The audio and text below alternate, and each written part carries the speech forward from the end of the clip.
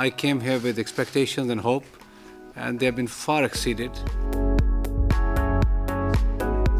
It's a terrific initiative by the WTO to engage the private sector.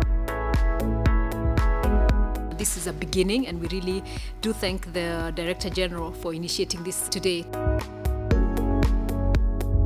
Trade negotiations do not occur in a vacuum, so it is important for the WTO members to hear directly from business about the challenges that they face in the real economy, as well as from consumers and workers and other voices in civil society.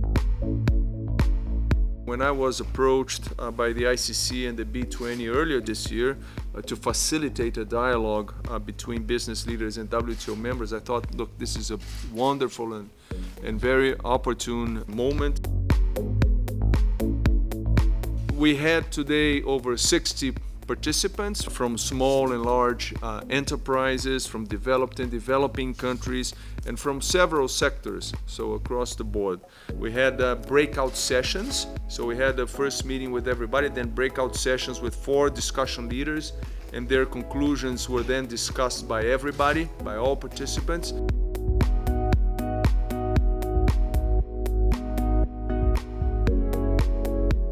Finally, the conclusions of the exchanges were also discussed at length with WTO members.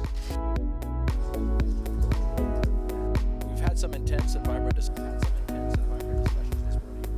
There is now definitely a great deal of optimism in the business community that WTO will be able to take the agenda much further and deeper. The 4 working sessions that happened this morning brought out a number of issues. Having e-commerce as the center stage of the new world order, ensuring that nations can trade with each other, digital signatures are accepted, payment mechanisms are in place, and we don't have any discriminatory or protectionist regime from one country to another. We also discussed actions on investment facilitation, including ensuring large investments which go on a cross-border basis, find some level of welcome and protection, and ensure that transparent guidelines, principles on investment policy making are put into place. We see the power of trade in people's lives, in changing people's lives every day as the private sector. And this is an area where the WTO and the private sector can work together to perhaps shape this narrative, to highlight the benefits that trade, disruptive technologies such as e-commerce, FDI can provide to people around the world. The second area that we went into was perhaps more of the bread and butter work of the WTO around rules and negotiation, perhaps some more soft law commitments, if you will, some best endeavor practices that we may pursue.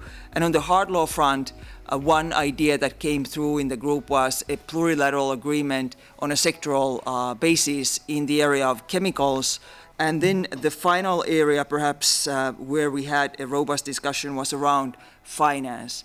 And this is, of course, the critical fuel, particularly for SMEs to engage in trade. What we discussed in the group is that a lot of times the tariff barriers don't always affect everyone, and there are certain sectors, and it's to continue to identify those sectors that are affected by the tariff barriers and start addressing them on that. And then, but majority are affected by the non-tariff barriers, the issues of transparency, the issues of red tape, the issues of regulation uncertainty, and again, going back to the SMEs, this is where we find that SMEs cannot and are really highly affected, not just the big companies, especially with the regulations that are uncertain and that keep changing. And so that's an area that we found that really affects business.